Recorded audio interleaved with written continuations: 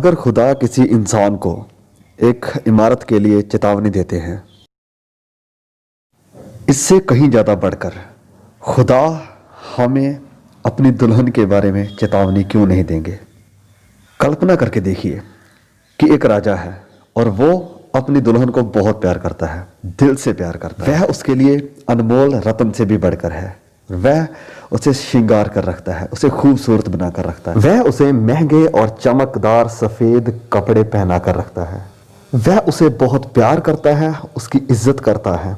लेकिन एक दिन उसे यात्रा के लिए दूर जाना होता है। वह आपको प्रबंधक होने के लिए, स्टुअर्ड होने के लिए बुलाता है। वह आपको खिदमतगार होने के लिए बुलाता है और वह आपको यह अवसर देता है कि आप उसकी पत्नी की देखभाल करें और आपके लिए बड़ी बारीकी से एक दस्तावेज तैयार करता है। मेरी दुल्हन को इस प्रकार से रखना है, ऐसे तैयार रखना है, इस तरह से उसकी देखभाल होनी चाहिए। लेकिन फिर क्या होता है, वो राजा लंबी यात्रा के लिए चला जाता है और वह वहां पर बहुत देर के लिए रुकता है। फिर आप नोटिस करते हैं कि जो प्रजा है राजा की, वो राजा से डिसलॉयल हो रहे हैं। आप देखते हैं कि राजा की दुल्हन की तरफ लोग आकर्षित नहीं हो रहे हैं। वो बहुत ही कैसे कहेंगे कि बहुत ही सिंपल है, बहुत ही साधारण है। वो इतनी मॉडर्न नहीं है कि जैसे लोगों को आजकल चाहिए। तो आप अपने आइडिये, अपने तरीकों के साथ चलना शुरू कर देते हैं।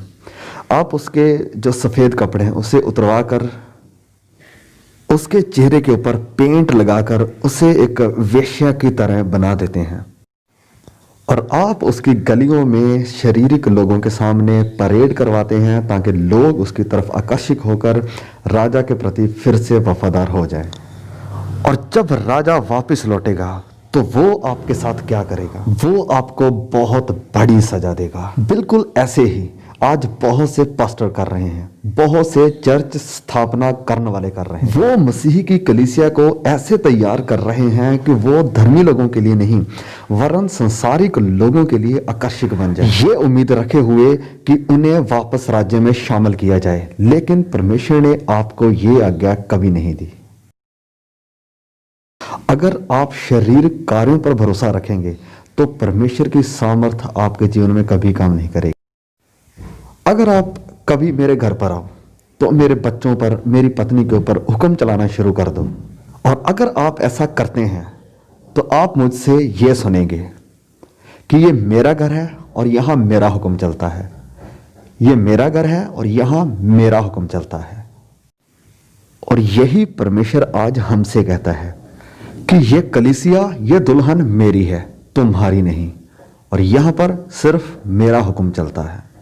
जब हम ट्यूसडे को इकट्ठे होते हैं तो हम सारे स्टाफ मिलकर प्रार्थना करते हैं और इस बात को सब जानते हैं कि जब भी मेरे मुंह से दुआ निकलती है तो सबसे पहले मेरी प्रार्थना यही होती है कि खुदा मेरे अंदर अपने भय को बढ़ा।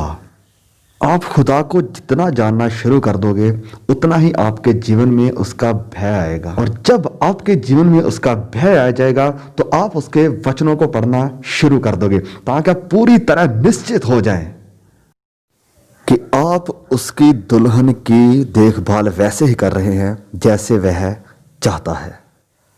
और मैं जब कभी यह सोचता हूं कि मुझे एक दिन परमेश्वर के सिंहासन के सामने खड़े होना है और मेरी सारी सेवकाई का न्याय होगा, और यह जरूर होगा, आज हम इंसानों के अंदर परमेश्वर का भय आना चाहिए ताकि हम परमेश्वर के वचनों पर टिके रहें, परमेश्वर के वचनों के अनुसार चलें।